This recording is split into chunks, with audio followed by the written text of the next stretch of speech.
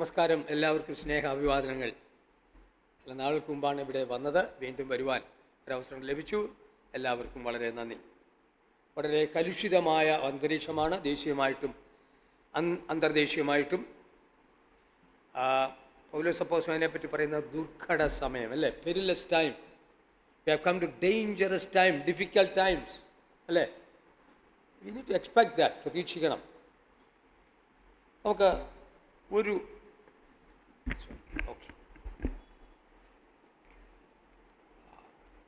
ഒരു വേദഭാഗം നമുക്ക് വായിക്കാം. ലൂക്കോസിന്റെ സുവിശേഷം 4-ാം അധ്യായം 18-19 ആരെങ്കിലും ഒന്ന് വായിക്കാവോ? ലൂക്കോസിന്റെ സുവിശേഷം 4-ാം അധ്യായം 18-19.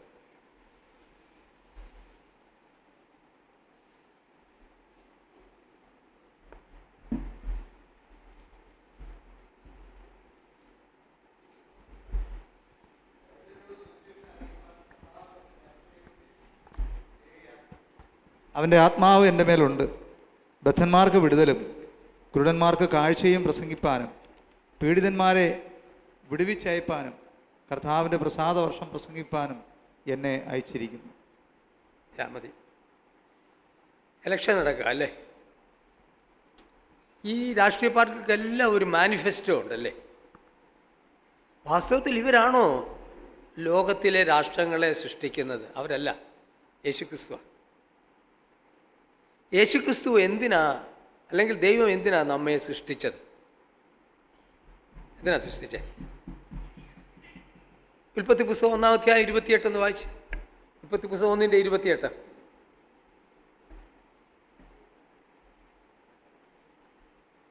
ഉൽപ്പത്തി 1:28. ദൈവം അവരെ അനുഗ്രഹിച്ചു, നിങ്ങൾ സന്താനപുഷ്ടിയുള്ളവരായി പെരുകി ഭൂമിയിൽ നിറഞ്ഞ് അതിനടക്കി സമുദ്രത്തിലെ മത്സ്യങ്ങളിന്മേലും ആകാശത്തിലെ പർവ്വജാതിന്മേലും സകല ഭൂചരജന്തുവിന്മേലും വാഴുവിൻ എന്ന് അവരോട് കൽപ്പിച്ചു. എന്തിനാണ് നമ്മൾ സൃഷ്ടിച്ചത്? He formed everything and filled it with the needed things for mankind. ആകാശവും ഭൂമി സൃഷ്ടിച്ചു, അതിലുള്ളതെല്ലാം സൃഷ്ടിച്ചു മനുഷ്യന് വേണ്ടി. എന്നിട്ട് പറഞ്ഞു, നീ ഭൂമിയെ വാഴുക. That word is govern. അപ്പോൾ ഭൂമിയെ സൃഷ്ടിച്ചത്, ആദാമിനെ അവനെയും സൃഷ്ടിച്ചത് ഈ ലോകത്തെ ഭരിക്കാനാണ്. അപ്പോൾ മോദിയാണോ ഇവിടെ ഭരിക്കേണ്ടത്? ആണോ? അല്ല, ദൈവമക്കളാണ് ഭരിക്കേണ്ടത്. അപ്പോൾ ദൈവ രാജ്യത്തിൻ്റെ ഭരണം ആദമിനെ അവയെയും അടുത്ത പരമ്പരകളെ ദൈവം ഏൽപ്പിച്ചുവെങ്കിൽ വാഴേണ്ടവൻ വീണുപോയി അല്ലേ. വാഴേണ്ടവൻ വീണു. അപ്പോൾ 3-ാം അധ്യായത്തിൽ വരുമ്പോൾ അതിൽ നാം കാണുന്നത് അല്ലേ. അപ്പോൾ ആദമേ എവിടെയെന്ന് ചോദിച്ചുകൊണ്ട് ദൈവം വരിക. അപ്പോൾ ദൈവത്തിന് വീണവനെ വീണ്ടെടുത്ത് ആക്കുവാനുള്ള അശാന്ത പരിശ്രമമാണ്. അതെങ്ങനെ നോക്കുന്നേ? അത് സ്ത്രീയുടെ സന്തതി സർപ്പത്തിൻ്റെ തലയെ ചതയ്ക്കും. See, God has a universal master plan for mankind. അതാണ് ബൈബിൾ. ഒരു പ്രാപഞ്ചികമായ മാസ്റ്റർ പ്ലാൻ, ഒരു ആഗോള പദ്ധതി ദൈവത്തിന് നമ്മെക്കുറിച്ചുണ്ട്. ആ പദ്ധതിയുടെ അഭേദ്യമായ ഭാഗമാണ് ഞാനും നിങ്ങളും. ഇന്ന് രാത്രി നാം അത് വിശ്വസിക്കുന്നുണ്ടോ? We are not ordinary people. ഒരു സാധാരണക്കാരൊന്നുമല്ല. ഓരോരുത്തരാ പോകുന്നുണ്ട്, ആ സഞ്ചിയും തൂക്കി പത്വം കൊണ്ട് നടക്കുന്നു. ഇതൊന്നും അല്ല, ആൾക്കാർക്ക് അറിയത്തില്ല നമ്മൾ ആരാണ്. ഈ ലോകത്തിൽ ഏറ്റവും വലിയ ബുദ്ധിമാന്മാരാണ്, നമുക്കറിയാമല്ലോ. ഏറ്റവും ജ്ഞാനവും ഏറ്റവും അറിവും ലോക ചരിത്രത്തിൻ്റെ എല്ലാം അറിയാവുന്ന ആൾക്കാരെ നമ്മൾ. Why? Because we have God the omniscient is with us. സർവജ്ഞനായ കർത്താവ്, സർവശക്തനായ കർത്താവ്, സർവ്വവ്യാപിയായ കർത്താവ് നമ്മോട് കൂടെയുണ്ട്. അവൻ്റെ ബുദ്ധിയും ജ്ഞാനവും നമുക്ക് തന്നിട്ടുണ്ട്. ദാവീദ് എന്താ പറഞ്ഞു? I am better than my teachers because I obey your statutes. അങ്ങയുടെ പ്രമാണങ്ങൾ നാം പാലിക്കുന്നതിനാൽ ഞാൻ എൻ്റെ അധ്യാപകരെക്കാൾ ഞാൻ ബുദ്ധിമാനാണ് അല്ലേ. അപ്പോൾ ദൈവത്തിൻ്റെ ബുദ്ധി, ദൈവത്തിൻ്റെ ജ്ഞാനം നമുക്ക് തന്നിട്ടുണ്ട്. ദൈവത്തിൻ്റെ ജ്ഞാനം നമുക്ക് എഴുതി തന്നിട്ടുണ്ട് അല്ലേ. അപ്പോൾ ദൈവരാഷ്ട്രം സൃഷ്ടിക്കുന്നതിന് ദൈവം ആഗ്രഹിച്ച മനുഷ്യൻ വീണുപോയി. 3 വാക്കുകൾ നമുക്ക് ലോകചരിത്രത്തെ സംക്ഷേപിക്കാം: ജനറേഷൻ, ഡീജനറേഷൻ ആൻഡ് റീജനറേഷൻ. സൃഷ്ടി, വീഴ്ച, വീണ്ടെടുപ്പ്. ജനറേഷൻ. സി, ദൈവം നമ്മെ സൃഷ്ടിച്ചു ലോകത്തെ വാണടങ്ങി വാഴുവാൻ. മനുഷ്യൻ വീണു, എന്നാൽ അവനെ വീണ്ടെടുക്കുവാനുള്ള വലിയ ആഗോള പദ്ധതി. അത് താൻ ആരംഭിച്ചു. എന്നാൽ സ്ത്രീയുടെ സന്തതി വന്നോ? സ്ത്രീയുടെ സന്തതി എങ്ങനെയാണ് വന്നത്? സ്ത്രീയുടെ സന്തതി വന്നത് പല രാഷ്ട്രങ്ങൾ ഇവിടെ ഭരിക്കാൻ വന്നു അല്ലേ? ആ രാഷ്ട്രങ്ങളിലൊന്നും സ്ത്രീയുടെ സന്തതി ഉണ്ടായിരുന്നില്ല.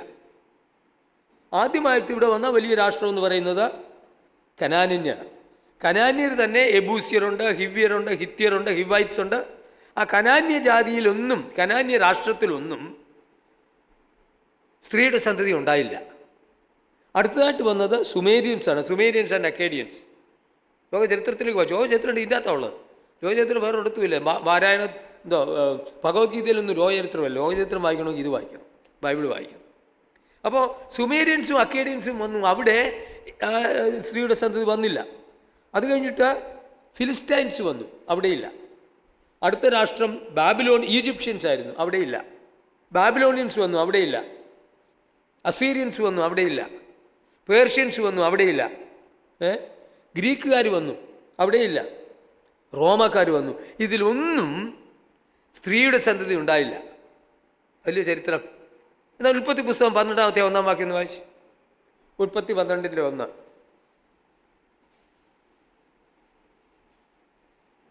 യഹോവ അബ്രഹാമിനോട് അരുളി ചെയ്തത് എന്തെന്നാൽ, നീ നിന്റെ ദേശത്തെയും ചാർച്ചക്കാരെയും പിതൃഭവനത്തെയും വിട്ട് പുറപ്പെട്ട് ഞാൻ നിന്നെ കാണിപ്പാനിരിക്കുന്ന ദേശത്തേക്ക് പോകാം. ശ്രദ്ധിക്കുക, എന്തൊക്കെ കാര്യങ്ങളാണ് ദൈവം പറഞ്ഞിരിക്കുന്നത്. അടുത്ത് വായിച്ചത്, ഞാൻ നിന്നെ വലിയൊരു ജാതിയാക്കും, നിന്നെ അനുഗ്രഹിച്ച് നിന്റെ പേര് ഞാൻ അനുഗ്രഹിക്കും. 3, നീ ഒരു അനുഗ്രഹമായിരിക്കും.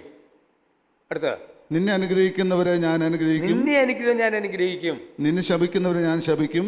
നിന്നെ ശപിക്കുന്നവരെ ഞാനും ശപിക്കും. നിന്നിൽ ഭൂമിയിലെ സകല വംശങ്ങളും അനുഗ്രഹമായിരിക്കും. അതെങ്ങനെ നോക്കുന്നേ? അപ്പോൾ ഇസ്രായേൽ എന്നുള്ള രാഷ്ട്രം, അബ്രഹാം, ഈസാക്ക്, യാക്കോബ്, അങ്ങനെ ഒരു രാഷ്ട്രം ദൈവം സ്ഥാപിച്ചു. ഊരിൽ നിന്ന് ദൈവം വിളിച്ചു. ഇനി മത്തായി സുവിശേഷം 1-ാം വാക്യം വായിക്കാവോ?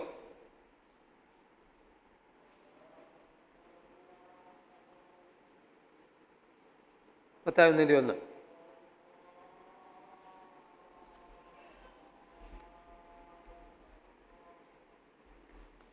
അറിയാവുന്നതല്ലേ? അബ്രഹാമിന്റെ പുത്രനായ ദാവീദിന്റെ പുത്രനായ യേശുക്രിസ്തുവിന്റെ വംശാവലി. അപ്പോ ഉൽപ്പത്തി പുസ്തകം 12-ാം അധ്യായത്തിൽ നിന്ന് നേരെ നമുക്ക് പോകേണ്ടത് മത്തായി 1-ലേക്കാണ്. ഒന്ന് മനസ്സിലായല്ലോ? സ്ത്രീയുടെ സന്തതി ആരിലാണ് വന്നിരിക്കുന്നത്?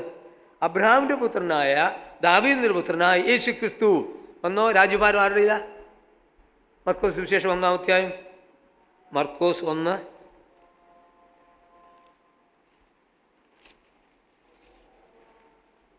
മർക്കോസ് 1:14 വാക്യം. മർക്കോസ് 1:14. എന്നാൽ യോഹന്നാൻ തടവിലായ ശേഷം യേശു ഗലീലയിൽ ചെന്ന് ദൈവരാജ്യത്തിൻ്റെ സുവിശേഷം പ്രസംഗിച്ചു. കാലം തികഞ്ഞു, ദൈവരാജ്യം സമീപിച്ചിരിക്കുന്നു, മാനസാന്തരപ്പെട്ട സുവിശേഷത്തിൽ വിശ്വസിപ്പീൻ എന്ന് പറഞ്ഞു. അപ്പോൾ ദൈവരാജ്യം എവിടെയാണ് സൃഷ്ടിക്കുന്നത്? അപ്പം മനുഷ്യൻ നഷ്ടപ്പെടുത്തിയ ലോകം, മനുഷ്യന് നഷ്ടമായ സാമ്രാജ്യം യേശുക്രിസ്തുവിൽ വീണ്ടെടുക്കുകയാണ് ചെയ്യുന്നത്. അപ്പോൾ യേശുക്രിസ്തു ഇവിടെ വന്നത് എന്തിനാ? തൻ്റെ രാഷ്ട്രം സ്ഥാപിക്കാനാണ്. ഞാൻ പറയുന്നത് നിങ്ങൾ തെറ്റിദ്ധരിക്കരുത്. യേശുക്രിസ്തു പ്രൈമറിലി ഇവിടെ വന്നത് നമ്മളെ സ്വർഗത്തിൽ കൊണ്ടുപോകാനല്ല. ഞാൻ വിശദീകരിക്കാൻ പോവുകയാണ്. സ്വർഗത്തിൽ പോകും നമ്മൾ പോയിട്ട് 7 വർഷം അവിടെ കാണത്തുള്ളൂ. തിരിച്ച് നമ്മൾ വരാൻ പോവാം. നാളെ കുറച്ചായിട്ട് ഞാൻ സംസാരിക്കാൻ പോവാണ്. അപ്പോൾ യേശുക്രിസ്തു വന്ന് തൻ്റെ രാഷ്ട്രം സ്ഥാപിക്കാനാണ്. പിന്നീട് പല കാര്യങ്ങളും ദൈവരാജ്യം സംഭവിക്കുന്നു, ദൈവരാഷ്ട്രം സംഭവിക്കുന്നു, ദൈവത്തിൻ്റെ രാഷ്ട്രം. ആ രാജ്യം എന്ന ട്രാൻസ്ലേഷൻ ശരിയാണ്. ദൈവത്തിൻ്റെ രാഷ്ട്രം, the kingdom of God, the rule of God. അവിടെ ബെസോലിയോസ് എന്നുള്ള വാക്കാണ് ഉപയോഗിച്ചിരിക്കുന്നത്. ദൈവത്തിൻ്റെ ഗവേണൻസാണ്. അതെങ്ങനെയാണ് ഉണ്ടാക്കുന്നത്? ദൈവരാജ്യം, ദൈവത്തിൻ്റെ ഭരണം വന്നിരിക്കുന്നു. അതെവിടെയാണ് തുടങ്ങുന്നത്? അപ്പം ഞാൻ എന്ന് മാനസാന്തരപ്പെട്ട് പാപമേറ്റു പറഞ്ഞ് യേശുക്രിസ്തുവിനെ എൻ്റെ രക്ഷിതാവും കർത്താവുമായി സ്വീകരിക്കുമ്പോൾ യേശുക്രിസ്തുവിൻ്റെ ദൈവത്തിൻ്റെ ഭരണം എൻ്റെ മേലാകുന്നു. ദൈവത്തിൻ്റെ ഭരണത്തിന് ഞാൻ അതീതനായി മാറുകയാണ്. അപ്പോൾ ദൈവരാജ്യം എവിടെയാണ് തുടങ്ങുന്നത്? ദൈവത്തിൻ്റെ ഭരണം ഇൻ മൈ ലൈഫ് അല്ലേ? അപ്പോൾ ആദ്യമായിട്ട് ദൈവത്തിൻ്റെ ഭരണം തുടങ്ങുന്നത് എൻ്റെ ജീവിതത്തിലാണ്. അങ്ങനെയുള്ളവർ കൂടിച്ചേർന്നിട്ട് എക്ലീസിയ സഭ, ഇവിടെ ദൈവത്തിൻ്റെ ഭരണം. അങ്ങനെയാണ് ദൈവരാഷ്ട്രം സൃഷ്ടിക്കുന്നത്.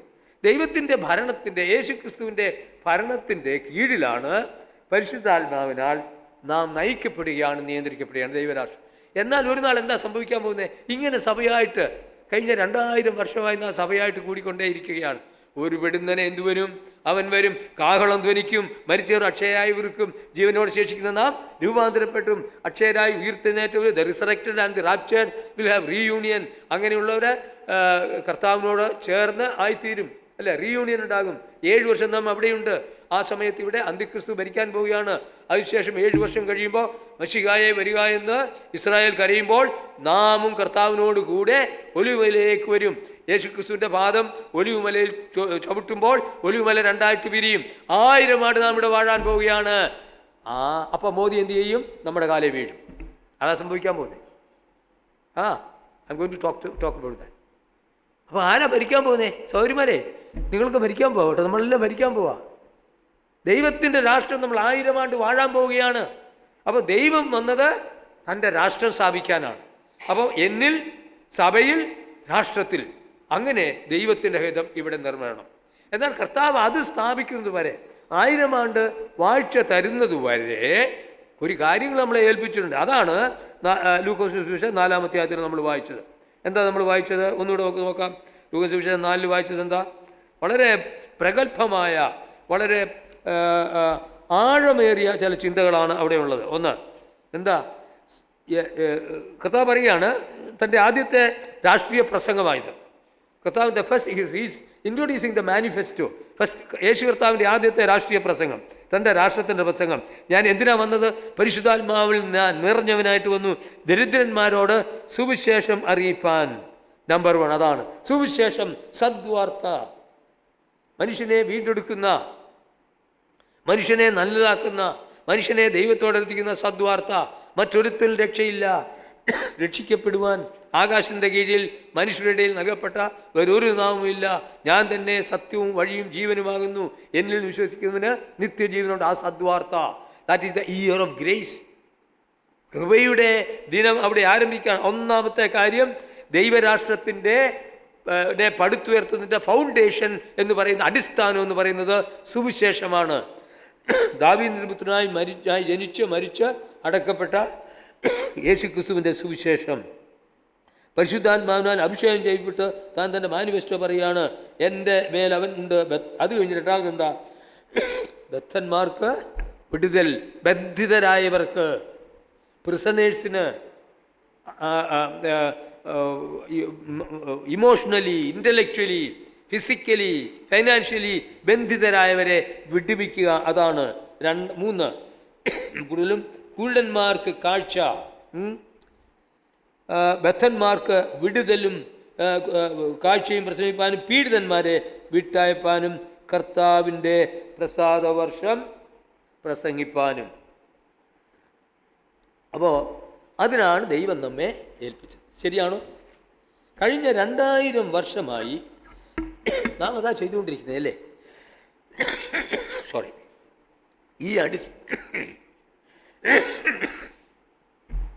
ഈ അടിസ്ഥാനത്തിന്മേൽ പടുത്തുയർത്തുകയാണ്. യേശുക്രിസ്തുവിൻ്റെ രാഷ്ട്രം നാം സ്ഥാപിക്കുകയാണ്. അപ്പോൾ we are part and parcel of this universe.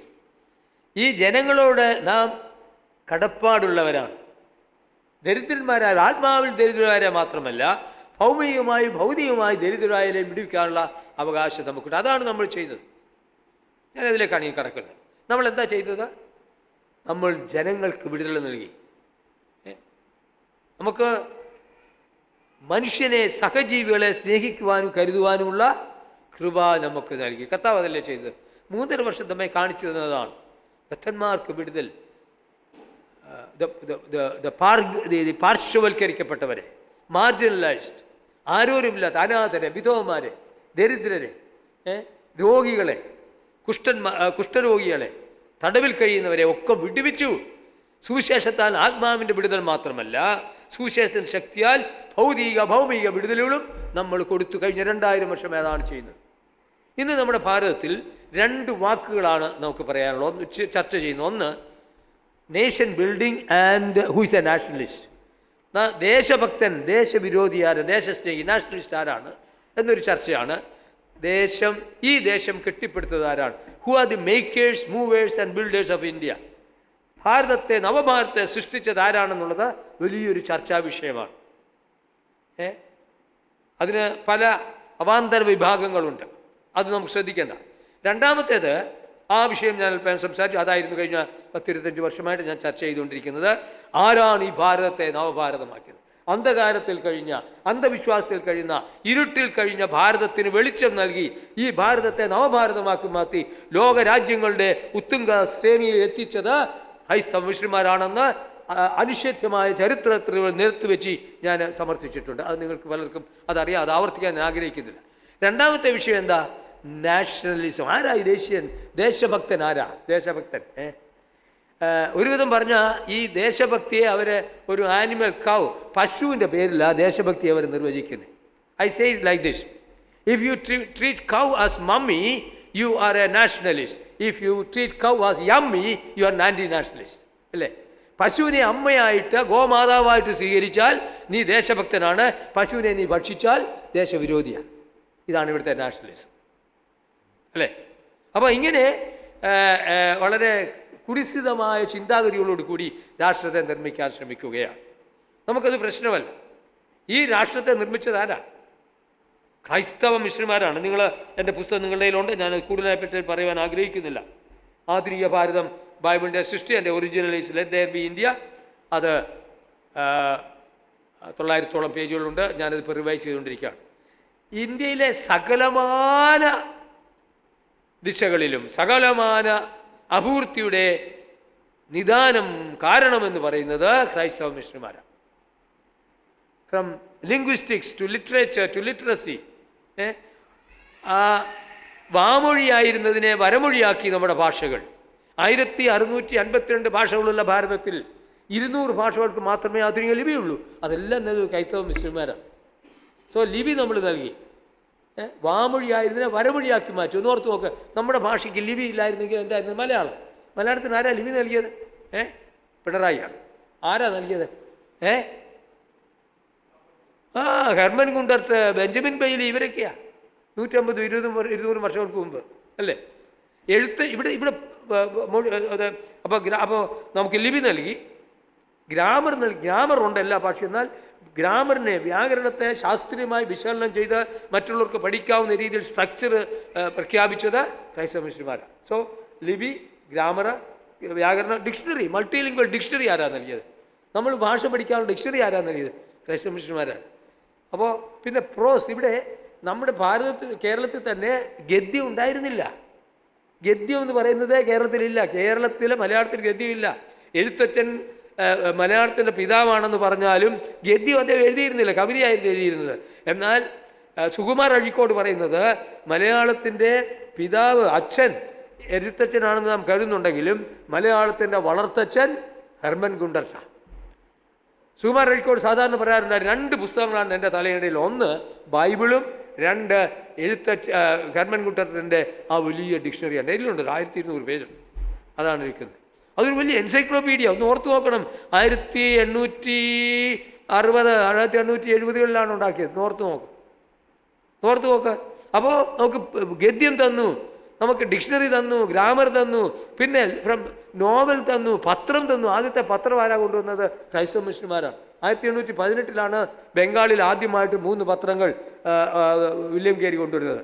1847-ലും 48-ലുമാണ് മലയാളത്തിലെ രാജ്യസമാചാരവും പശ്ചിമോദയവും കൊണ്ടുവരുന്നത്. പിന്നീട് ജ്ഞാനനിക്ഷേപം ബെഞ്ചമിൻ ബെയ്ലി കോട്ടയത്തു നിന്നും കൊണ്ടുവരുന്നുണ്ട്. അങ്ങനെ പത്രങ്ങൾ തരുന്നു. നമുക്ക് പ്രിൻറ്റിംഗ് പ്രസ് കൊണ്ടുവരുന്നു. 1456-ൽ ഗുട്ടൻബർഗ് പ്രിൻറ്റിംഗ് പ്രസ് കണ്ടുപിടിക്കുന്നു. കൃത്യം 100 വർഷം കഴിഞ്ഞ് 1556-ൽ ഇതാ കാത്തലിക് മിഷണറീസ് ഗോവയിൽ പ്രിൻറ്റിംഗ് പ്രസ് കൊണ്ടുവരുന്നു. ലോകം മൊത്തം, ഇന്ത്യ മൊത്തം പ്രിൻറ്റിംഗ് പ്രസ് കൊണ്ടുവരുന്നു. പ്രിൻറ്റിംഗ് പ്രസ് എന്ന് പറയുമ്പോൾ വെറും മെഷീനല്ല, അക്ഷരങ്ങൾക്ക് മഷി നൽകി നമ്മൾ പത്രങ്ങൾ തുടങ്ങി, മാസികകൾ തുടങ്ങി, സമൂഹത്തിൽ സമൂല പരിവർത്തനം വരുത്തുന്നതിന് അത് ഹേതുവായി മാറ്റി. ഇതാണ് നമ്മൾ ചെയ്തത്. ഓർത്ത് നോക്കുക, പ്രിൻറ്റിംഗ് പ്രസ് ഇല്ലാത്ത ഒരു സ്ഥിതി നമ്മൾ ചിന്തിച്ചു. പത്രമില്ലാത്ത ഒരു സ്ഥിതി, ടെക്സ്റ്റ് ബുക്ക് ഇല്ലാത്ത ഒരു സ്ഥിതി, സ്കൂളരായ കൊണ്ടുവന്നത്. 1560 സാന്റാഫേ സ്കൂൾസ് ഗോവയിലാണ് ആദ്യമായിട്ട് സ്കൂളുകൾ തുടങ്ങുന്നത്. ഇന്ന് ഇന്ത്യയിൽ ആകമാനമായിട്ട് ഏകദേശം 77% സ്കൂളുകളും നടത്തുന്നത്, കോളേജും വിദ്യാഭ്യാസ സ്ഥാപനങ്ങളും നടത്തുന്നത് ക്രൈസ്തവ മിഷണറിമാരാണ്, ക്രിസ്തുമക്കളാണ്.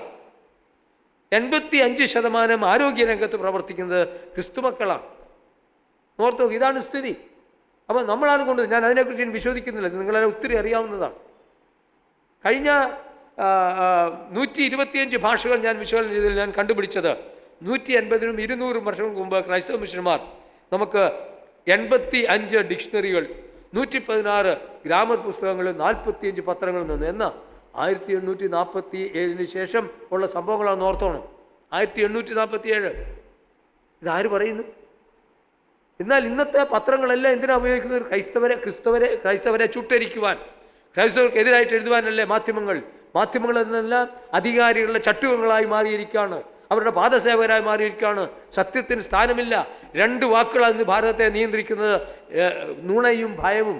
It's all lie, absolute lie. നുണയാണ് നാം കേൾക്കുന്നതെല്ലാം, ഭയമാണ്, ഭയപ്പെടുത്തി കഴിയുകയാണ്. Media power, muscle power, money power, machine power, manipulative power, ഇതെല്ലാം നമുക്കിന്ന് കാണാൻ കഴിയും. അതുകൊണ്ട് ഭാരതത്തെ തേജോവധം ചെയ്യുകയാണ്. ഒരു 150 വർഷത്തേക്ക് ഭാരതം ഇന്ന് തിരികെ പോയിരിക്കുകയാണ്. ഇതുപോലൊരു കിരാത ഭാരതം ലോകത്തിലുണ്ടായിട്ടില്ല. ഈ 4ാം ശക്തിയാണെന്നൊക്കെ പറയുന്നത് വെറും അസംബന്ധമാണ്, അതിലൊരു കാര്യമില്ല. We are the most dirtiest country in the world, we are the most poorest country in the world, most illiterate country in the world. അറിയാമല്ലോ, യഥാർത്ഥ കണക്കെന്ന് പറയുന്നത് ഇതുപോലൊരു ദരിദ്ര രാജ്യം ലോകത്തില്ല, ഇതുപോലെ വൃത്തികെട്ട ഒരു രാജ്യമില്ല, ഇതുപോലെ മനുഷ്യൻ ദാരിദ്ര്യം അനുഭവിച്ച് വിഷമിക്കുന്ന രാജ്യമില്ല. കണക്കുകൾ നോക്കുക, ശരിയായ കണക്കുള്ളതാണ്. എന്നാൽ ഇതെല്ലാം ഒരു പുകമറയാക്കി ഒരു അസംബന്ധം വിളമ്പുകയാണ്. എന്നാൽ യഥാർത്ഥ വസ്തുത ക്രൈസ്തവ മിഷണന്മാർ ഭാരതത്തെ ഭാരതമാക്കിയതിൻ്റെ പ്രതിഫലനമാണ് നാം ഇന്ന് അനുഭവിക്കുന്നത്. ഞാൻ ആ ഭാഷയെ ഞാൻ നിർത്തുകയാണ്. ഈ വലിയ ഭാരതത്തെ നാം ഭാരതമാക്കിയെങ്കിൽ ഇന്ന് എന്താണ് സംഭവിക്കുന്നത്? കഴിഞ്ഞ ജാനുവരി 4-ാം തീയതി ഒരു ബ്രദറൻ സുവിശേഷം സംഭവിച്ചത് നിങ്ങൾക്കറിയാമെന്ന് അറിയത്തില്ല. ജാനുവരി 4-ാം തീയതി ഒറീസയിൽ പർജങ് ഗ്രാമത്തിൽ, ദെങ്കനാൽ ഡിസ്ട്രിക്റ്റിൽ, ഒഡീഷയിൽ നമ്മുടെ ഒരു വീട്ടിൽ, നമ്മുടെ ഒരു സഹോദരൻ്റെ വീട്ടിൽ 10-25 വർഷമായിട്ട് അവർ കൂടുന്നതാണ്. ഒരു 20 വിശ്വാസികൾ വന്ന് കൂടി ഒറീസയിലെ ഒരു ഗ്രാമത്തിൽ. അപ്പോൾ എന്താ ചെയ്തത്? ഒരു 10-20 ബജ്രംഗ് ദൾകാർ വന്നിട്ട് ആക്രമിച്ച് ആ ദൈവദാസനെ അടിക്കുകയാണ് ചെയ്തത്. ദൈവദാസൻ്റെ പേര് ബിപിൻ ബിഹാരി നായക്. എത്ര പേർക്ക് അറിയാവുന്നറിയില്ല, പുള്ളി ബ്രദറൻ സുവിശേഷനായിരുന്നത്. നായക്കിനെ അടിച്ച് ചോര വാരി അവർ വലിച്ചെറുക്കി. അപ്പോഴത്തേക്ക് തൻ്റെ ഭാര്യയും കുട്ടികളും ഓടി, പോലീസ് സ്റ്റേഷനിലേക്ക് ഓടി. അല്പം അകലെയാണ്. വിശ്വാസികളെ എല്ലാം അടിച്ച് ശരിയാക്കി. ഇദ്ദേഹത്തെ അടിച്ചിട്ട് എന്താ ചെയ്തതെന്നറിയാമോ? എന്നിട്ട് ചെരുപ്പ് കൊണ്ട് മാലയിട്ട് 2.5 മണിക്കൂർ ആ ടൗണിലെല്ലാം നടത്തി. 2.5 മണിക്കൂർ അടിയോടടി. എന്നിട്ട് ഹിന്ദു സ്ലോഗൻസ് വിളിക്കാൻ പറഞ്ഞ് വിളിപ്പിച്ചു. എന്നിട്ട് എന്ത് ചെയ്യുന്നറിയാമോ? തന്നെ ഒരു അമ്പലത്തിൻ്റെ ആ തൂണിൽ കെട്ടി അടിച്ച് ചാകാറായപ്പോഴാണ് പോലീസ് അവസാനം എത്തുന്നത്. അതുമാത്രമല്ല, ചാണകം വായിൽ കയറ്റിത്തിരുത്തി. അതുമാത്രമല്ല, ഗോമൂത്രവും അഴുക്ക് ചാലെന്ന് വെള്ളം കിടക്കി അതും കുടിപ്പിച്ചു. ഇതാണ് ഭാരതം, മോദിയുടെ ഭാരതം ഇതാണ്. നമുക്ക് എത്ര പേർക്കറിയാം? ആ ദാസൻ, ഞാൻ അദ്ദേഹവുമായി സംസാരിച്ചു, അദ്ദേഹത്തിൻ്റെ കുടുംബമായിട്ട് സംസാരിച്ചു. ഇത് കേൾക്കണം. ഇതാണ് ആ സഹോദരി എൻ്റെ അടുത്ത് പറഞ്ഞത്. ബിബിനെ അവർ വലിച്ചുകൊണ്ട് പോയിട്ട് സിന്ദൂരെല്ലാം ചാർത്തി ആകപ്പാടെ അദ്ദേഹത്തിൻ്റെ ഇതെല്ലാം കുടിപ്പിച്ചു, ഗോമൂത്രം കുടിപ്പിച്ചു. അതിനുശേഷം ഞാൻ അദ്ദേഹത്തിൻ്റെ വൈഫ് എൻ്റെ അടുത്ത് പറഞ്ഞത് ഇതാണ്. പോലീസുകാർ വന്നില്ല. 2-3 മണിക്കൂറിന് ശേഷമാണ് അവർ വരുന്നത്. പോലീസ് 9 പേരെ റീറ്റെയിൻ ചെയ്തു. എന്നാൽ പുള്ളിക്കാരി പറഞ്ഞ ഇതാണ്. However, Bipin and his family said they were not pursuing the case. ഞങ്ങൾ കേസ് തുടരുന്നില്ല എന്ന് പറഞ്ഞു. Then they said, we forgive the brutal attackers just like our Lord Jesus did. നമ്മുടെ കർത്താവ് യേശു ക്രിസ്തു പാപികളോട് ക്ഷമിച്ചതുപോലെ ഞങ്ങളും ഈ ഘാതകന്മാരോട് ക്ഷമിക്കുകയാണ്. അതുമാത്രമല്ല, we have the great example of Gladys Staines and her daughter Esther, who forgave the murderers of Graham Staines and his 2 sons who were burned alive in Orissa in January 1999. 1999 എഹ്റാം സ്റ്റേറ്റ്സിനെയും 2 കുട്ടികളെയും മൃഗീയമായി ചുട്ടരിച്ച അവരോട് പറഞ്ഞ എസ്തേറും ഗ്ലാഡിസ്റ്റെയിൻസും പറഞ്ഞു, ഞങ്ങൾ അവരോട് ക്ഷമിക്കുന്നു. അതേ ആത്മാവിൽ, യേശുക്രിസ്തുവിൻ്റെ ആത്മാവിൽ, ഗ്ലാഡിസ്റ്റെയിൻസിൻ്റെ ആത്മാവിൽ ഞങ്ങൾ ക്ഷമിക്കുന്നു എന്നാണ് പറഞ്ഞത്. ഇതാണ് ഭാരതം. ഇതുപോലെ എത്രയോ സംഭവങ്ങളാണ്. ഇന്നലെ രാത്രി 12 മണിയായപ്പോൾ എനിക്കൊരു മെസ്സേജ് വന്നു. ആ ഞായറാഴ്ച എൻ്റെ അടുത്ത 3-ാമത്തെ സ്റ്റേഷനാണ്, ഗോരഗാവ് സ്റ്റേഷനിൽ. അവിടെ നമ്മുടെ ഒരു സഹോദരൻ വാസ് എ വേസൈഡ് വെൻഡർ, വഴിയിൽ വെജിറ്റബിൾസ് വിൽക്കുന്ന ഒരു ദൈവദാസനായിരുന്നു. കഴിഞ്ഞ 16 വർഷമായിട്ട് താൻ ഒരു സ്ഥലത്ത് ആ വഴിയിൽ ഒരു ചെറിയ ഒരു ഇതുണ്ട്, അവിടെ വെജിറ്റബിൾ വിൽക്കുകയായിരുന്നു. ബീഹാറിയാണ് താൻ. നല്ലപോലെ സുവിശേഷം പറയുന്ന ആൾ, ട്രാക്ട് കൊടുക്കും. പക്ഷേ കഴിഞ്ഞ 2 വർഷമായി പ്രശ്നമുള്ള അതിന് ട്രാക്ട് കൊടുക്കുന്നില്ല. തൻ്റെ മുറിയിൽ താൻ ഉറച്ചു പ്രാർത്ഥിക്കുകയും പാടുകയും ചെയ്യുമായിരുന്നു. എന്താണെന്നറിയില്ല. താൻ ഞായറാഴ്ച രാവിലെ യോഗത്തിന് പോകാൻ ഇറങ്ങിയപ്പോൾ തൻ്റെ ബൈബിളുണ്ട്. ഒരു മനുഷ്യൻ പെട്ടെന്ന് താൻ റെയിൽവേ സ്റ്റേഷനിൽ നടക്കുമ്പോൾ ഓടി വന്ന് പറഞ്ഞു, നീ എവിടെ പോവാ? അവൻ പറഞ്ഞു, മീറ്റിങ്ങിന് പോവാണ്. ഞാൻ നിന്നെ ഒരു സ്റ്റേഷൻ, രാം മന്ദിർ സ്റ്റേഷനിൽ വിട്ടേക്കാമെന്ന് പറഞ്ഞു. ഒന്നും അറിയത്തില്ലല്ലോ. സ്റ്റേഷനിൽ കൊണ്ടുവിടാമെന്ന് പറഞ്ഞു കൊണ്ടുപോയി. പക്ഷേ നേരെ കൊണ്ടുപോയത് ആ ക്ഷേത്രത്തിലേക്കാണ്. ഒരു ക്ഷേത്രത്തിലേക്ക് കൊണ്ട് 10-30 പേര്, 7-8 പെൺകുട്ടി സ്ത്രീകൾ ഉൾപ്പെടെ അടിക്കാൻ തുടങ്ങി. ദേഹത്തു നിന്നെല്ലാം ചോരയായി, മൂക്കുമെല്ലാം ചോരയായി, എല്ലാം ആവപ്പാടെ താൻ അവശനായി. 3 പേര് തൻ്റെ മുകളിൽ കയറിയിരുന്നിട്ട് ഇടിയോടിടിയായിരുന്നു. അങ്ങനെ മരിച്ചു എന്ന് വിചാരിച്ചു അവിടെ വഴിയിലെടുത്ത് തള്ളി. ഏകദേശം അദ്ദേഹം അല്പം കഴിഞ്ഞിട്ട് എഴുന്നേറ്റു, ശരിയായിട്ട് വന്നു. നമ്മുടെ സുവിശേഷന്മാരെ ആരെയോ വിളിച്ചു. അവസാനം എന്താ സംഭവിച്ചതെന്ന് ചോദിച്ചാൽ, നമ്മൾ കേസ് കൊടുക്കാൻ വേണ്ടി പോയി. രാത്രി 12 വരെ ഇരുന്നിട്ട് അവർ കേസ് ചാർജ് ചെയ്യത്തില്ല. എന്നാൽ ഇടിച്ചവരെ വരുത്തി പോലീസ് സ്റ്റേഷനിൽ ഞങ്ങളുടെ മുമ്പാകെ, വിശ്വാസികളുടെ മുമ്പാകെ ഇരുന്നിട്ട് ചായ കൊടുത്തു. ഇതാണ് ഭാരതം, കിരാത ഭാരതം. ഇതാണ് മോദി കെട്ടിപ്പടുക്കുന്ന ഭാരതം. തെളിവുണ്ട്. കഴിഞ്ഞ 3 വർഷമായിട്ട് ലോകം മൊത്തം ഞാൻ കൊണ്ടു നടക്കുന്നതാണ്. This is India today. It's a burn Bible.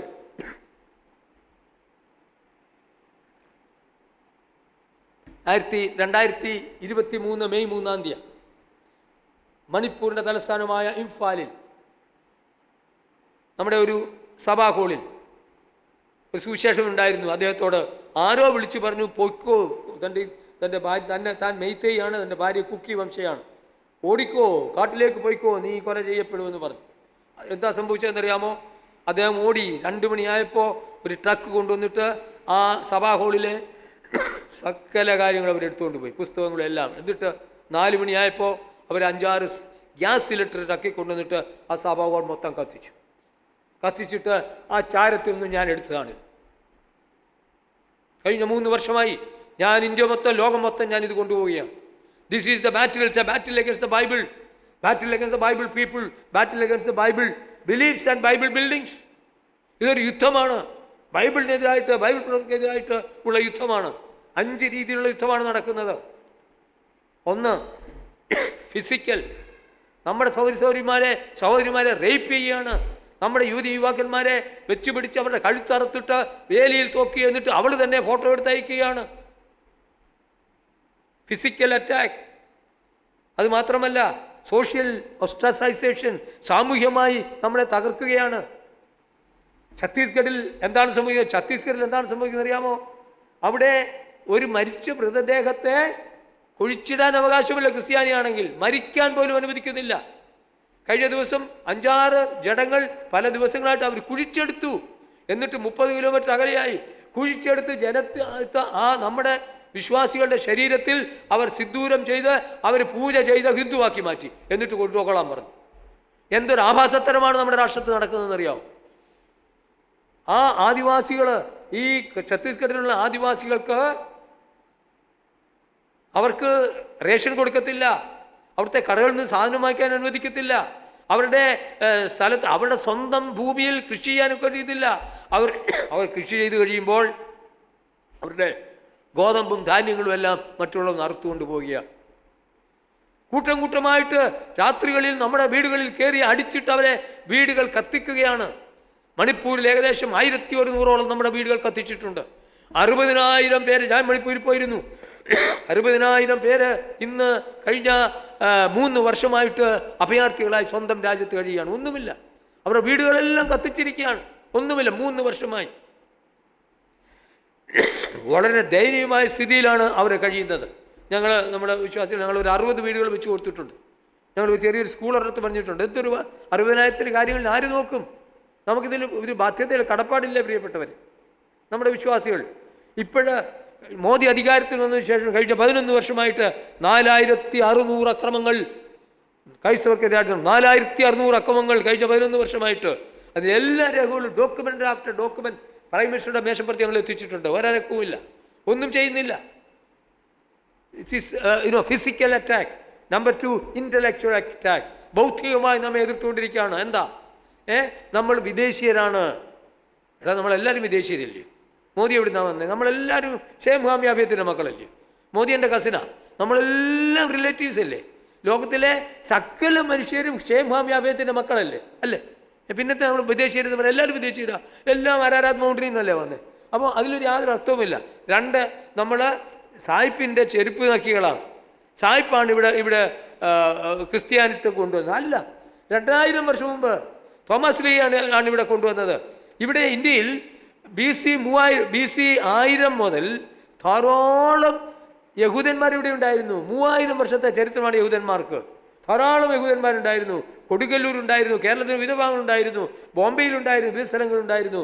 കൊടുങ്ങല്ലൂരും മറ്റുമുള്ള യഹൂദന്മാരോട് മശിഹായെ പറ്റി പറയുവാനാണ് തോമസ് ലീഗ വന്നത്.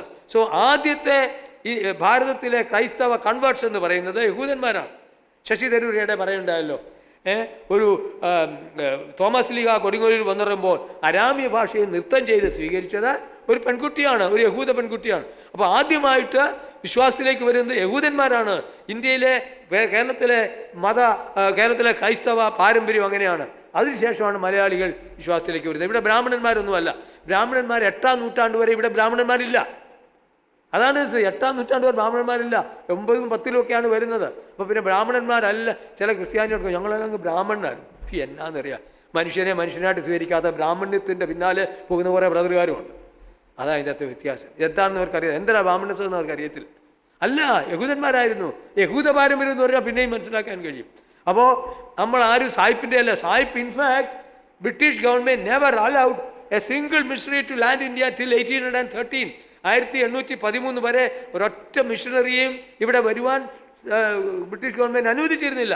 1813 Charles Grant, Macaulay, William Wilberforce ആദ്യവരുടെ പ്രലോഭനത്താൽ, ശക്തമായ പ്രചോദനത്താലാണ് ഇംഗ്ലീഷ് ഈസ്റ്റ് ഇന്ത്യ കമ്പനി നിയമം പാസ്സാക്കി മിഷണറിമാർക്ക് വരാം. എന്നാലും ഇവിടുത്തെ സായിപ്പന്മാരോട്, വിദേശികളോട് മാത്രമേ സുവിശേഷം പറയാനൊക്കത്തുള്ളൂ. 1833 അതിന് ചെറിയ വ്യത്യാസം വന്നു. എന്നാൽ അവരുടെ അനുവാദമില്ലാതാണ് 1000 മിഷണറിമാർ ഇവിടെ വന്നത്. 1793 വില്യം കേരി ഇവിടെ വന്നത് അവരുടെ അനുവാദമില്ലാതാണ്. അതുകൊണ്ടാണ് കൽക്കട്ടയിൽ ഹൂഗ്ലി നദിയിൽ വരുമ്പോൾ അദ്ദേഹത്തെ അവിടെ ഇറങ്ങാൻ അനുവദിക്കാതെ 30 കിലോമീറ്റർ അതിനോട് സെറാംപൂരിൽ പോയി സെറാംപൂർ മിഷൻ അവിടെ തുടങ്ങിയത്. അപ്പോൾ ഇതാണ് ചരിത്രം. അപ്പോൾ ഒന്ന്, നമ്മൾ സായിപ്പിൻ്റെ ചെരുപ്പ് നോക്കിയല്ല. അതുമാത്രമല്ല, നമ്മൾ വിദേശീയരല്ല. നമ്മളെല്ലാവരും വിദേശീയരാണ്. എല്ലാവരെയും പോലെ നമ്മളും വിദേശീയരാണ്. എല്ലായിടത്തു നിന്നാണ് 1000 വർഷങ്ങൾക്ക് മുൻപ്. അതാണ് ചരിത്രം. പിന്നെ we destroy the culture of India.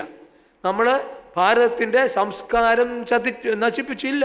എൻ്റെ പഠനം മൊത്തം അതാണ്. ഇല്ല, നമ്മൾ ഒരിക്കലും സംസ്കാരം നശിപ്പിച്ചിട്ടില്ല. We destroy the evil in the culture of India.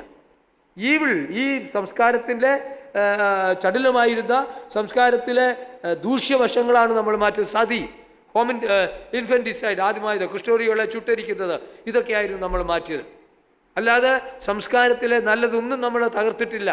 അന്ധവിശ്വാസങ്ങളെ നമ്മൾ തകർത്തു, അന്യായമായതിനെ നമ്മൾ എതിർത്തു, ജാതി വ്യവസ്ഥയെ നമ്മൾ എതിർത്തു, മനുഷ്യനായിട്ടല്ല മൃഗമായിട്ട് കരുതിനെ നാം എതിർത്തു. അങ്ങനെ സമൂഹത്തിൽ സാംസ്കാരികമായ ഒരു സമുന്നതി നാം അവർക്ക് നൽകുകയുണ്ടായി. അതായിരുന്നു നമ്മൾ ചെയ്തത്. അതിന് സംശയമില്ല. അപ്പോൾ നമ്മൾ നശിപ്പിച്ചില്ല. അടുത്തത് ഫൈനാൻഷ്യൽ ബേർഡനാണ്. നമ്മുടെ സകലവിധമായ നമ്മുടെ സാമ്പത്തിക സ്രോതസ്സിനെ അടച്ചു. ലേറ്റസ്റ്റ് നമുക്കറിയാമല്ലോ, FCRA അല്ലേ? ഇത് വെറുതെ പൊടുന്നനെ ഉണ്ടായതല്ല. ക്രൈസ്തവരെയും മുസ്ലിങ്ങളെയും കമ്മ്യൂണിസ്റ്റുകാരെയും ഈ ഭാരതത്തിൽ നിന്ന് ഉന്മൂലനാശം വരുത്തണമെന്നുള്ളത്, തുടച്ചു മാറ്റണമെന്നുള്ളത് ഗോൾവാൾക്കറിൻ്റെ 100 വർഷത്തെ മുമ്പുള്ള പ്രതിജ്ഞയായിരുന്നു. അത് ഇപ്പോൾ മോദി അത് എക്സിക്യൂട്ട് ചെയ്യുന്നതേ ഉള്ളൂ. വളരെ ആസൂത്രിതമായി it's an organised programme to annihilate the Christian community. അതാണ് ഇവിടെ നടക്കുന്നത്. എന്തുപറ്റി? ഞാനിവിടെ കുറേ തിരുമേനിമാരോട് ഞാൻ സംസാരിക്കുമായിരുന്നു. ഞാൻ പറഞ്ഞു, നിങ്ങൾ തിരുമേനിമാർ ചെയ്ത് എന്താണെന്നറിയോ? നിങ്ങൾ ക്രിസ്തുവിനെ കൊടുത്തില്ല. നിങ്ങൾ സ്കൂൾ കൊടുത്തു.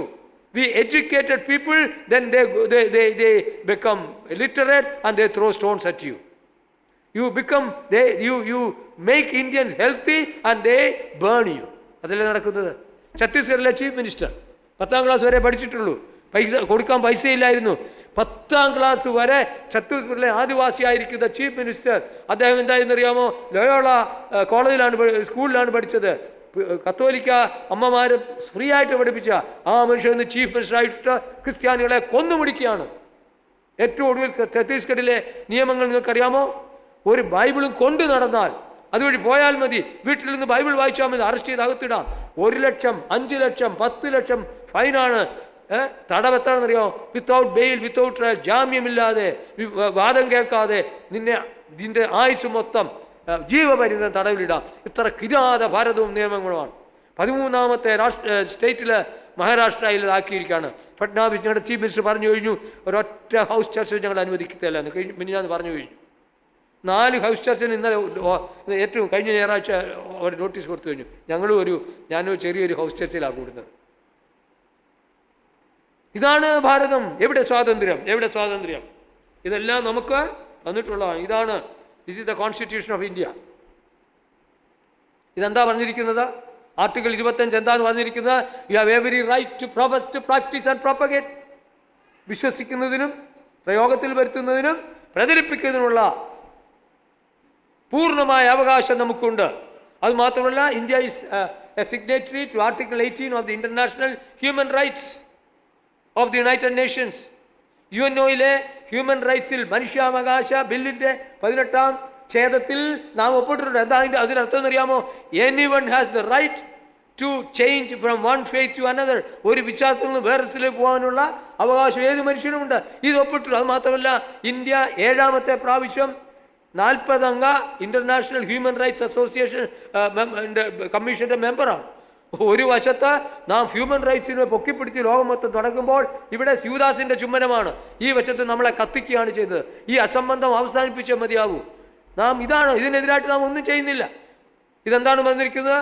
This is A democratic secular socialist nation and everyone, we the people of India. ഇവിടുത്തെ മന്ത്രിമാരൊന്നുമല്ല ആത്യന്തികം.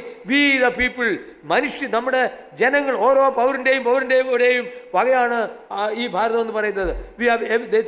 ഇവരെ എന്താ ഈ കോൺസ്റ്റിറ്റ്യൂഷനിൽ കൈവച്ചിട്ടാണ് മോദിയും കൂട്ടരും ഒപ്പിട്ടിരിക്കുന്നത് മന്ത്രിമാരായത്. അവരെന്താ പറഞ്ഞത്? വി ടേക്ക് ദിസ് പ്ലസ്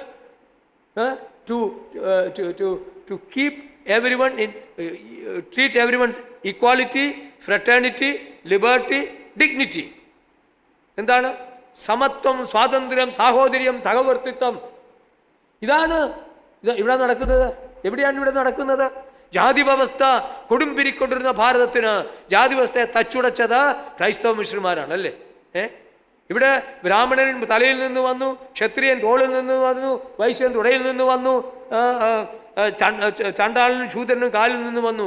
അങ്ങനെ 4-5 ജാതികളായി തിരിച്ചിട്ട് ഭാരതത്തെ നശിപ്പിച്ച ആ ഭാരതത്തിന് വെളിച്ചം നൽകിയത്, ജാതി വ്യവസ്ഥയെ തച്ചുടച്ചത്, എല്ലാവരും യേശു ക്രിസ്തുവിനാൽ ദൈവത്താൽ സൃഷ്ടിക്കപ്പെട്ടു, എല്ലാവരും ഒരുപോലെ കരുതി മാൻ ഈസ് ബോൺ ഈക്വൽ എന്ന് നമ്മളാണ് സ്ഥാപിച്ചത്.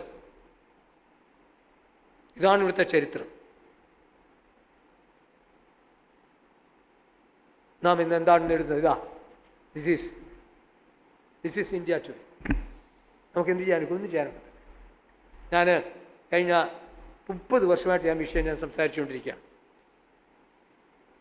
അവസാനം എൻ്റെ ഹൃദയത്തിൽ വളരെ വിഷമത്തോടിരുന്നപ്പോൾ എനിക്കൊരു പാട്ടിൻ്റെ റെഡിയാവും. ആരുമില്ല നീ ഒഴികെ ചാരുവാൻ ഒരാൾ പാരിൽ എൻ പ്രിയ. നമുക്ക് കർത്താവില്ലാതെ ആരുമില്ല. നമ്മുടെ പ്രിയപ്പെട്ട 1000-ഓളം പേര് ഇന്ന് ജയിലിൽ കിടക്കുകയാണ്. നമുക്കറിയാമോ നാം എന്താ ചെയ്യുന്നത്? മലയാളികളുടെ ഈ സുഖം മാറും. ഐ ടെൽ യു, കേക്കും കൊണ്ട് വരുന്നവരുടെ ഈ കുന്തമുണ്ടെന്ന് അറിയത്തില്ല. അടുത്ത ഇലക്ഷനോട് കയറി അറിയാം. ഇവിടം കേരളം ഒരു UP ആയിട്ട് മാറാൻ പോവുകയാണ്. ചാണകവണ്ടി വരുന്നു, മൂത്രവണ്ടി വരുന്നു. നിങ്ങൾ സൂക്ഷിക്കണം പ്രിയപ്പെട്ട. കരയണം. നമുക്കൊരു ശക്തിയുമില്ല. കരയണം, ദൈവങ്ങൾ കരയണം, വിശ്വാസികൾ കരയണം. അതിന് വരെ എന്താ ചെയ്യുന്നത് നമ്മുടെ അസംബ്ലികളിലൊക്കെ? ഒരു അസംബ്ലിയുടെ മൂപ്പന്മാർ എവിടെയാണ് ഇരിക്കേണ്ടത്, ഡീക്കന്മാർ എവിടെയാണ് ഇരിക്കേണ്ടത്? അടിയാ, വഴക്കാ, എന്താ? ആ ആരാധനയ്ക്കുള്ള കപ്പിൽ 4 കപ്പ് വേണോ 40 കപ്പ് വേണോ? വഴക്കാ. Content is important or container is important? നിങ്ങളുടെ വീട്ടിൽ ഞാൻ വരുമ്പോൾ എനിക്ക് ചായ വന്നു, അത് കപ്പിൽ തന്നാലും ഗ്ലാസ്സിൽ തന്നാലും പേപ്പർ കപ്പിൽ തന്നാലും എല്ലാം ഒരുപോലെ ഉള്ളൂ. ചായ അല്ലേ മുഖ്യം, അല്ലേ? So content is important or container is important? ഒരു സഭയിൽ ഒരു സഹോദരി 2 വർഷമായിട്ട് അപ്പവിഞ്ഞൽ എടുക്കത്തില്ല. കാരണം 4 പണ്ട് 3 കപ്പ ഉണ്ടായിരുന്നില്ല, ഇപ്പം 20 കപ്പുണ്ട്.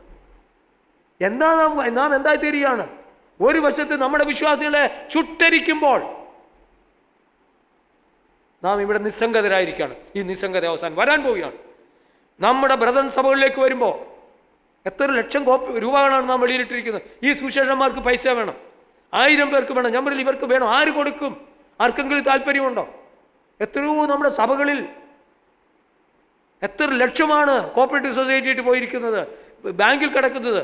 റിസർവ് ബാങ്കിലെ ഒരു ഓഫീസർ ഈയിടെ എൻ്റെ അടുത്ത് പറഞ്ഞു 950 കോടിയാണ് തിരുവല്ലയിലെ ബാങ്കുകൾ കിടക്കുന്നത്, 4 ബാങ്കുകളിലായിട്ട്, ബ്രദറുകാരുടെയും ബന്ധക്കോസുകാരുടെയും പൈസ. എന്താണ് നാം ചെയ്യുന്നത്? നാം എന്താ ചെയ്യുന്നത്? നമ്മുടെ സമയത്തിന് വഴക്കടിക്കുകയാണോ? കർത്താവ് വരുന്നു, ഇനി സമയമില്ല. എനിക്കിത് ശരിയായിട്ട് കാണത്തില്ല, 8:30 ആകുമ്പോൾ ഒന്ന് പറഞ്ഞേക്കണേ. ഓക്കെ, ഞാൻ എന്താ പറയുന്നത്? നാം എന്താ ചെയ്യുന്നത്? നമ്മുടെ സ്വത്തുക്കൾ, നമ്മുടെ സമയവും നമ്മുടെ താലന്തുകൾ നമ്മുടെ സഹോദരങ്ങൾക്ക് വേണ്ടി നാം ഉപയോഗിക്കുന്നു. ഇതാ നോർത്ത് ഇന്ത്യ ആകാൻ പോവുകയാണ് കേരളം, ഇനി അധികം താമസമില്ല. പണ്ട് ഒരാൾ പറഞ്ഞു, യഹൂദന്മാർക്കെതിരായിട്ട് നാസികൾ വന്നപ്പോൾ ഞാൻ ഒന്നും അനങ്ങിയില്ല, മറ്റുള്ളവർക്ക് വേണ്ടി വന്നപ്പോൾ ഞാൻ ഒന്നും അനങ്ങിയില്ല. എന്നെ തേടി നാസികൾ വന്നപ്പോൾ, ഹിറ്റ്ലർ വന്നപ്പോൾ മനസ്സിലായി ഇതാണ് മലയാളി ബ്രദർകാർക്ക് സംഭവിക്കാൻ പോകുന്നത്. മോദിയും കൂട്ടരും നമുക്കെതിരായിട്ട് വരുമ്പോൾ, RSSും ഭീകരകാർത്തവന്മാരും നമുക്കെതിരായിട്ട് വരുമ്പോൾ, ഇവിടെ വരുമ്പോൾ നമ്മുടെ സമ്മളി പോകുമ്പോഴേ നമ്മൾ അനങ്ങത്തുള്ളൂ. നമുക്കൊരു കുഴപ്പമില്ല. നമുക്ക് 3500 സുശേഷന്മാരുണ്ടെന്ന് മനസ്സിലാക്കണം. 4000 സഭകൾ നമുക്കുണ്ട്.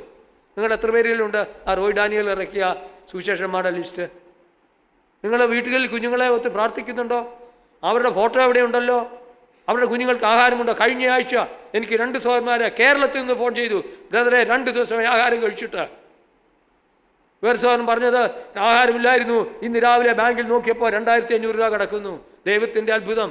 കേരളത്തിലെ വിശ്വാസികൾക്ക് ഫീസ് കൊടുക്കാനില്ല, സുശേഷന്മാർക്ക് ഫീസ് കൊടുക്കാനില്ല മക്കൾക്ക്. നാം എന്താ ഇവിടെ ചെയ്യുന്നത്? എത്ര സ്തോത്രകാഴ്ച? 40 ലക്ഷം 50 ലക്ഷമൊക്കെ വെട്ടിയിരിക്കുകയാണ്. ആർക്ക് വേണ്ടി? എന്നാൽ നിങ്ങൾ ഇനി എന്നെ വിളിക്കണമെന്നില്ല കേട്ടോ, എനിക്കൊരു പ്രശ്നമില്ല, ഞാൻ ഇതേ പറയത്തുള്ളൂ.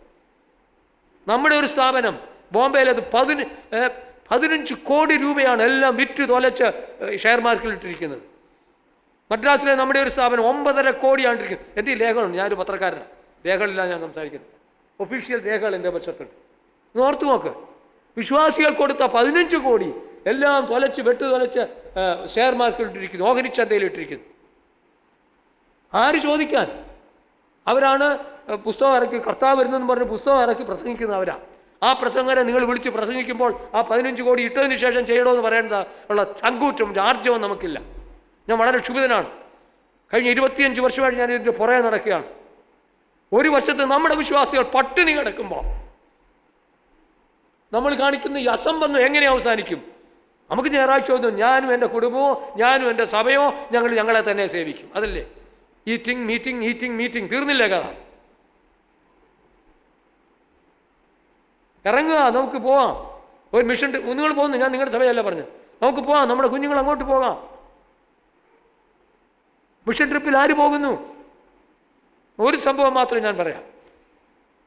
കഴിഞ്ഞ 2 വർഷം മുമ്പ് അവിടെ ജിം മാത്യു ഒക്കെ വർക്ക് ചെയ്യുന്ന, ബാബു തോമസ് ഒക്കെ വർക്ക് ചെയ്യുന്ന മരിച്ചുപോയി. ബസ്തർ, ഛത്തീസ്ഗഡ് ബസ്തർ ജില്ലയിൽ ഞാൻ പോയിരുന്നു. ഞാനും തേക്കടയിൽ അച്ഛനും ഞങ്ങൾ 4-5 പേരുണ്ട്. ഞങ്ങൾ ജേർണലിസ്റ്റ് ആയിരുന്നുകൊണ്ട് ഞങ്ങൾ അകത്തൂടെ എല്ലാം പോയി ഒരു 2 മണിക്കൂർ കാട്ടിൻ്റെ അകത്തൂടെ പോയി ഞങ്ങൾ വരുന്നെന്ന് അവരെ അറിയിച്ചിരുന്നു. ഒരു 300 പേര് 5 വയസ്സ് മുതൽ 90 വയസ്സുള്ളവർ കൂടിയിരുന്നു. 2.5 മണിക്കൂർ ഞങ്ങൾ കർത്താവിൻ്റെ വിവരം പറഞ്ഞു. ഞങ്ങൾ പോരുമ്പോൾ 300ഓളം പേർ എഴുന്നേറ്റ് പറഞ്ഞു, ഞങ്ങൾ ഇവിടെ വെടികൊണ്ട് തീ കൊണ്ട് ഇവിടെ ചാരമായാലും ക്രിസ്തുവിനെ ഞങ്ങൾ വിടുകയില്ല. മലയാളി ക്രിസ്ത്യാനിയെ ഈ ചങ്കൂറ്റം നിങ്ങൾക്കുണ്ടോ? ആദിവാസികൾ അക്ഷരജ്ഞാനമില്ലാത്തവർ, അക്ഷരാഭ്യാസമില്ലാത്തവർ, ഒന്നും വീട്ടിലില്ലാത്ത വെറും കുടിൽ കെട്ടി ജീവിക്കുന്നവർ, അവർ കർത്താവിന് വേണ്ടി ജീവിക്കുമെന്ന് പറഞ്ഞു.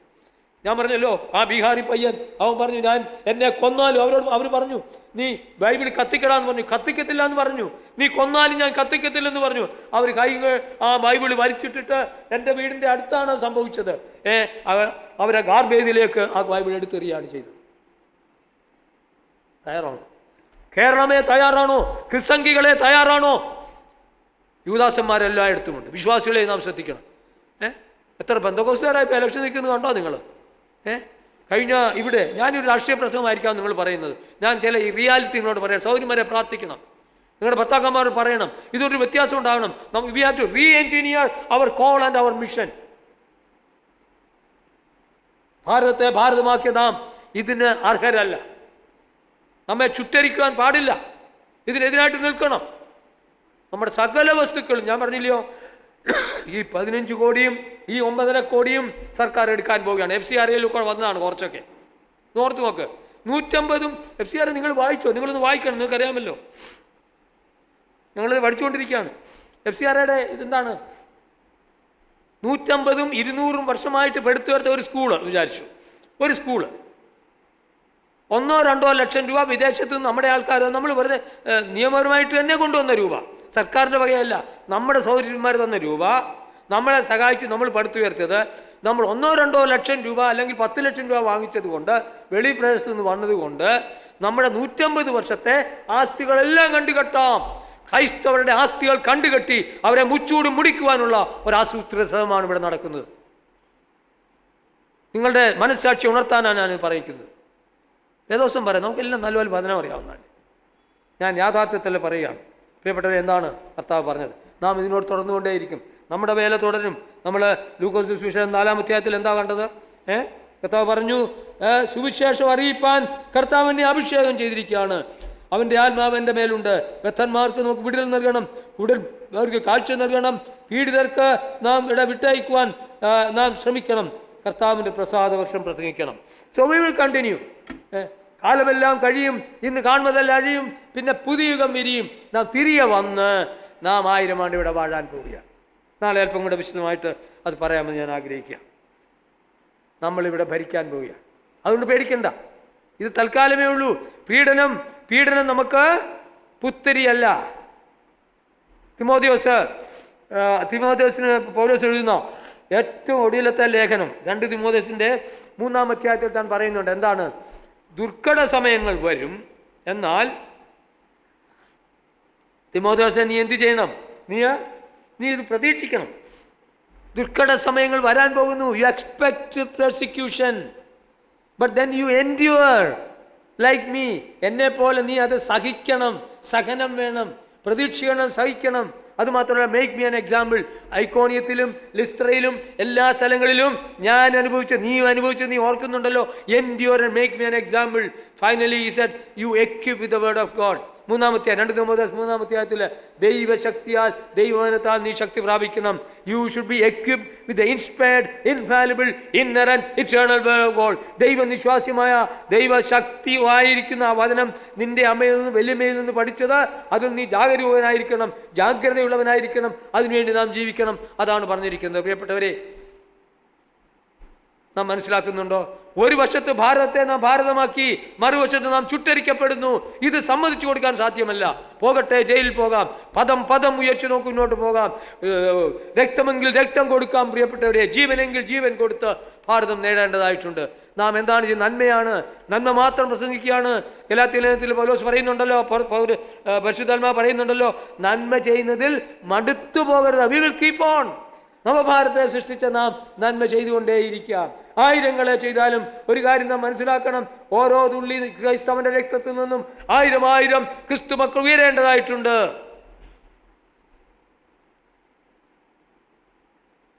അതല്ലേ കരയാം. കർത്താവ് നമുക്ക് കരയാം. പ്രിയപ്പെട്ടവരെ, നമ്മുടെ ഈ വഴക്കുകളൊക്കെ ഒന്ന് നിർത്താം. എന്ത് വഴക്കുകളാണ് നമ്മുടെ അസംബ്ലി നടക്കുന്നത്? നമ്മുടെ പണം എന്തിനാ? എടുക്ക അയക്ക്. പട്ടിണി കിടക്കുന്ന സുരേഷ്, ഞാൻ പറഞ്ഞില്ലയോ, റോയ് ഡാനിയലിൻ്റെ കുറേ പുസ്തകങ്ങൾ നിങ്ങൾ വരുത്ത്. 3500 സുശേഷന്മാരുടെ ലിസ്റ്റുണ്ട്. മക്കളുടെ മടിയിലിരുത്തി അവരെ ഓർത്ത് പ്രാർത്ഥിക്ക്. അവർക്ക് ആഹാരമുണ്ടോ എന്ന് ചോദിക്ക്. നമ്മുടെ ആഹാരം കഴിക്കുമ്പോൾ അതിലൊരു ലിസ്റ്റ്, ഒരു ദിവസം ഒരു 10 പേരുടെ പേരോർത്ത് പ്രാർത്ഥിക്ക്. സഭകളൊന്ന് ഉയരട്ടെ. പ്രിയപ്പെട്ടവരെ, ഉണരുക. Let's be creative. Not be reactive but be proactive. ക്രിയാത്മകമായിട്ട് നമുക്ക് പ്രവർത്തിക്കാം. ഞാൻ നിങ്ങളെ ഉദ്ദേശമല്ല പറഞ്ഞാൽ, ഇവിടെ ഭാരതത്തിൽ കേരളത്തിലെ ക്രൈസ്തവ വിശ്വാസികൾ ഉണരേണ്ടതായിട്ടുണ്ട്. റീ എഞ്ചിനീയർ അധികം നാളില്ല. ഞാൻ നാളെ അത് വിശദമായിട്ട് കേൾക്കാൻ പോവുകയാണ്. ഞാൻ the second coming I'm going to talk tomorrow. വളരെ ആസന്നമാണ്. ഞാൻ മിഡിൽ ഈസ്റ്റിലുള്ള ജേർണലിസ്റ്റ് ആയിരുന്നു. ഐ റിട്ടൺ എ ബുക്ക്, 400 പേരിൽ ഒരു പുസ്തകം എഴുതിയിട്ടുണ്ട്, tomorrow the future of the world. നാളെ നമുക്ക് വിശദമായിട്ട് സംസാരിക്കാം. നമുക്കറിയാവുന്ന വിഷയമാണ്. എന്നാൽ ജാഗ്രതയുള്ളവരാണോ? കർത്താവ് വരുവാൻ ഇനി താമസമില്ല. നാം ജാഗ്രതയുള്ളവരായിരിക്കണം. നാം ഒരുങ്ങണം. കർത്താവ് നമ്മൾ എങ്ങനെയാണ് ഒരുങ്ങുന്നത്? കർത്താവിൻ്റെ ഒരുമണി നമ്മൾ എങ്ങനെയാണ് ഒരുങ്ങുന്നത്? ഒരൊറ്റ ജോലിയെ കർത്താവ് നമുക്ക് തന്നിട്ടുള്ളൂ. ഞാൻ എൻ്റെ വാക്കുകൾ അവസാനിപ്പിക്കുകയാണ്. എന്താണ് കർത്താവ് പറഞ്ഞത്? Go and be my witness. Witness എന്ന് പറഞ്ഞാൽ റെപ്രസെൻറ്റേറ്റീവ് എന്നാണ് അർത്ഥം.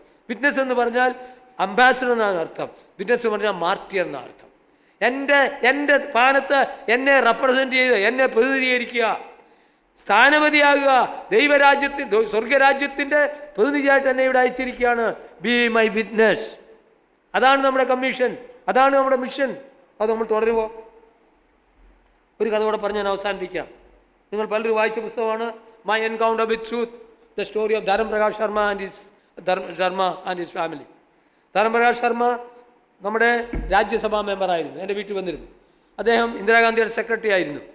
സോഹൻലാൽ ശർമ്മ എന്ന് പറയുന്ന 450 അമ്പലങ്ങൾ പുഷ്കറിലുണ്ട്. അതിൻ്റെ ചീഫ് പ്രീസ്റ്റായിരുന്നു, മകനായിരുന്നു. താൻ ജനിച്ചത് ജയിലിലാണ്. ഗാന്ധിജിയുടെ കൂടെ തൻ്റെ അപ്പനും അമ്മയും സോഹൻലാലും ലക്ഷ്മിബായിയും ജയിലിൽ കിടന്ന് ജയിലിൽ വെച്ചാണ് ഈ മകൻ ജനിക്കുന്നത്.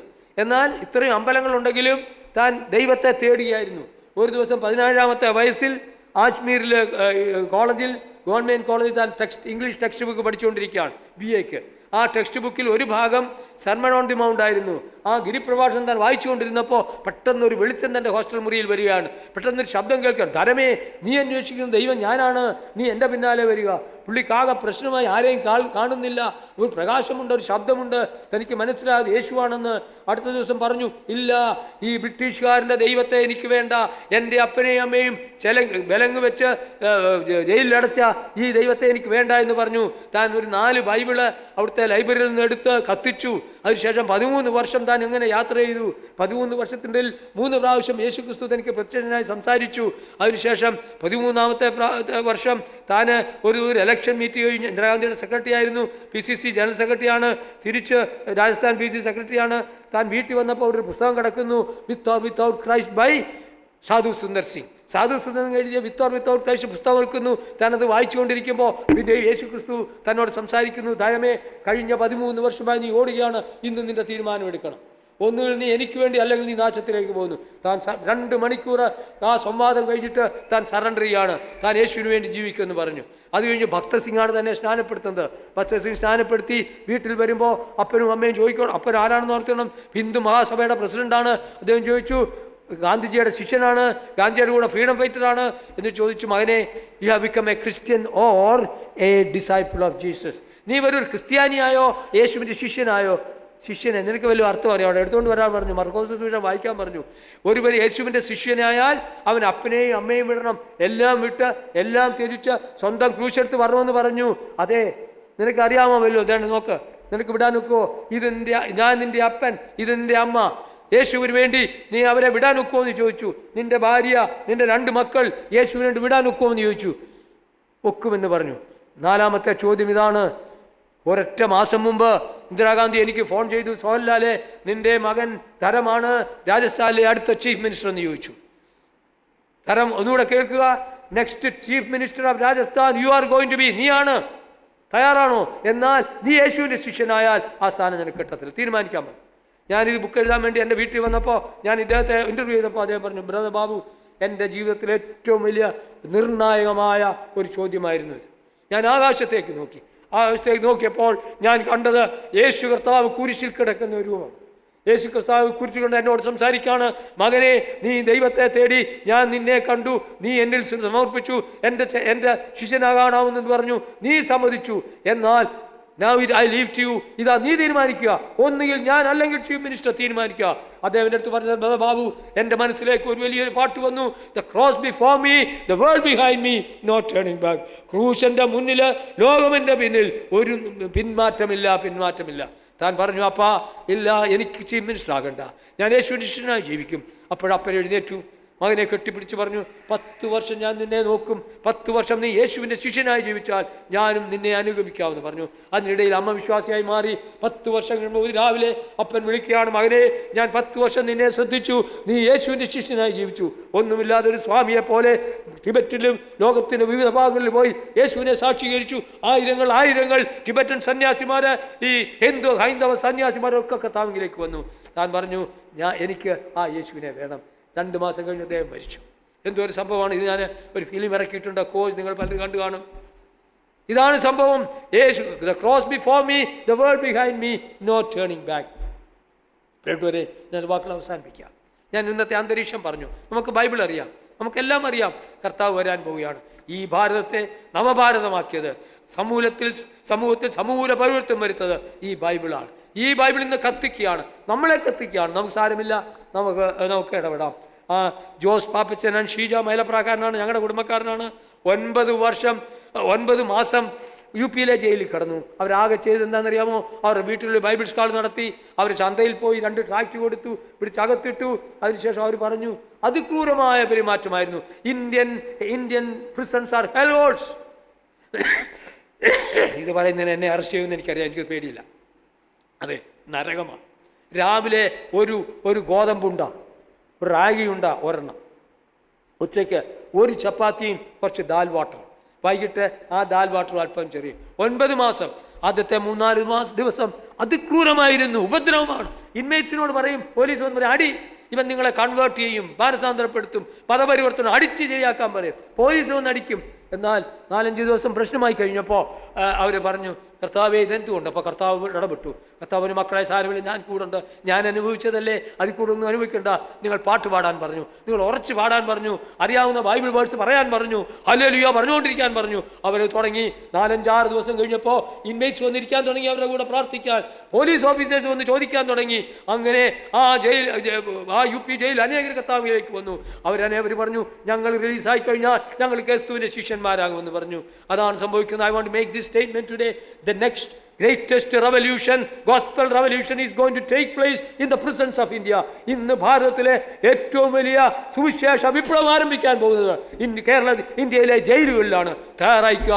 കേരളത്തിലേക്ക് വരുന്നു, മൂത്രവണ്ടി വരുന്നു, ചാണകവണ്ടി വരുന്നു. നിങ്ങൾ ശ്രദ്ധിക്കുക. നമുക്ക് പ്രാർത്ഥിക്കാം. 9-ാം തീയതി ഇലക്ഷൻ ആണല്ലോ, നമ്മൾ പ്രാർത്ഥിക്കണം. ആര് വന്നാലും നമുക്ക് പ്രശ്നമില്ല. നിങ്ങൾ വിചാരിക്കും കോൺഗ്രസ് നമ്മുടെ കൂടെ, ഒന്നുമില്ല. കോൺഗ്രസ് കമ്മ്യൂണിസ്റ്റ് ഒന്നുമില്ല. കോൺഗ്രസ് ചീഫ് മിനിസ്റ്ററോടാണ് ഞങ്ങൾ സംസാരിച്ചത് കഴിഞ്ഞ പ്രാവശ്യം ഇലക്ഷന് മുമ്പ് ബസ്തറിൽ 2 മണിക്കൂറിന് സംസാരിച്ചു. അദ്ദേഹം പറഞ്ഞു, you are converting my own people. കോൺഗ്രസും കമ്മ്യൂണിസ്റ്റും BJP ഒന്നും നമുക്ക് പ്രശ്നമല്ല. നമുക്ക് അധികാരികൾക്ക് വേണ്ടി പ്രാർത്ഥിക്കാം. നമുക്ക് ആരും വിരോധികളില്ല, നമുക്ക് ആരും എതിരാളികളില്ല. അവർക്ക് വേണ്ടി പ്രാർത്ഥിക്കാം. നമുക്ക് ഇന്ത്യയിൽ സ്വാതന്ത്ര്യത്തോട്, തിമോഥെയോസിനോട് പറയുന്ന പോലെ സ്വാതന്ത്ര്യത്തോടു കൂടി സുവിശേഷം പറയുന്നുള്ള അന്തരീക്ഷം സംജാതമാകുവാൻ നമുക്ക് പ്രാർത്ഥിക്കാം. അധികാരികൾക്ക് വേണ്ടി പ്രാർത്ഥിക്കാം. അവരുടെ മനസ്സ് മാനസാന്തരപ്പെടുവാൻ ഇടയാക്കാം. ഇന്ത്യ ശക്തമായ ഒരു രാജ്യമായി തീരാൻ നമുക്ക് പ്രാർത്ഥിക്കാം. കർത്താവ് വരാൻ പോവുകയാണ്. കർത്താവേ, ദൈവമക്കളെ, ഭാഗ്യശാലികളാണ് നാം. ഈ ലോകത്തിൽ എല്ലാ ക്രൂരതയും വരും, എന്നാൽ നമുക്ക് കർത്താവ് കൂടെ ഉള്ളതിനായിട്ട് നമുക്ക് സ്തോത്രം ചെയ്യാം. നമുക്കൊരു 2 ശീലൊന്ന് പാടാം. 713 പാട്ട്. എല്ലാവർക്കും ഒന്ന് എഴുന്നേക്കാവോ? 713. ദൈവമക്കളെ, നമ്മൾ ഭാഗ്യശാലികൾ. 7-1-3 ആദ്യത്തേതും രണ്ടാമത്തേതും പാടാം. ആദ്യത്തേത്, രണ്ടാമത്തേത്, നാലാമത്തേത്. 7-1-3.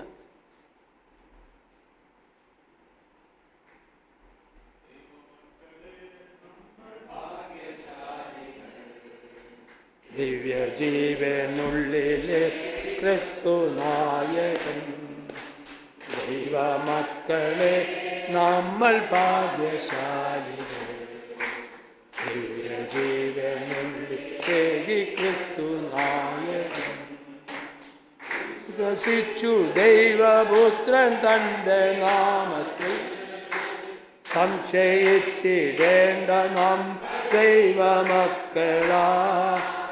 വിശ്വസിച്ചു ദൈവപുത്രൻ തൻ്റെ നാമത്തിൽ, സംശയിച്ചിടേണ്ട നാം ദൈവമക്കളാ.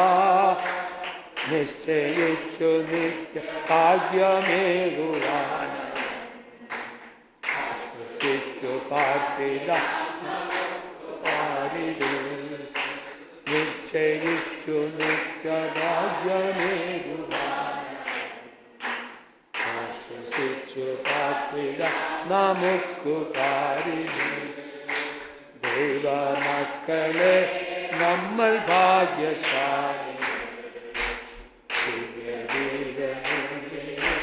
ക്രിസ്തു നായകൻ. ഭൂമിയുന്നു ദുഷ്ടനായവന്റെ കൈ,